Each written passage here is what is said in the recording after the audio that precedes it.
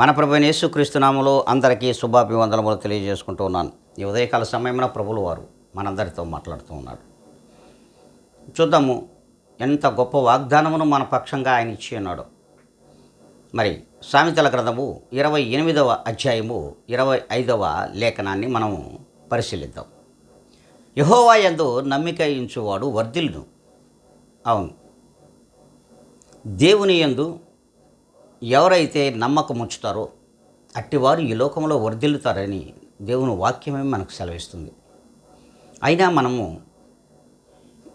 ఈ లోకంలో జీవిస్తున్నాం కదా, మరి లోకాశలు, జీవోపడంబములు, నేత్రాశ, శరీరాశతో ఈ లోకంలో ఉబలాట పడుతూ ఆరాటపడుతూ జీవిస్తూ ఉన్నాం. అందుకనే ప్రియమైన విశ్వాసులారా, ప్రతి ఒక్కరితో దేవుడు మాట్లాడుతూ ఉన్నాడు. నీవు దేవుని యందు నమ్మిక ఉంచుతే ఆ నమ్మకమును బట్టి ఈ లోకంలో వర్ధిల్లుతావు, పరలోకంలో కూడా నీకు వర్ధిల్లే ఆ యొక్క స్థితిని దేవుడు నీకు ఇవ్వబోతూ ఉన్నాడు. మరి ఏ రీతిగా ఉన్నామో ఆత్మ పరిశీలన చేసుకోండి. అట్టి ఆత్మ పరిశీలన మనం చేసుకుని ఈ దినం నేను దేవునిలో వర్ధిల్లాలి అనుకున్నట్లయితే అందరం తలలో ఉంచుకుందాం, ప్రార్థన చేసుకుందాం.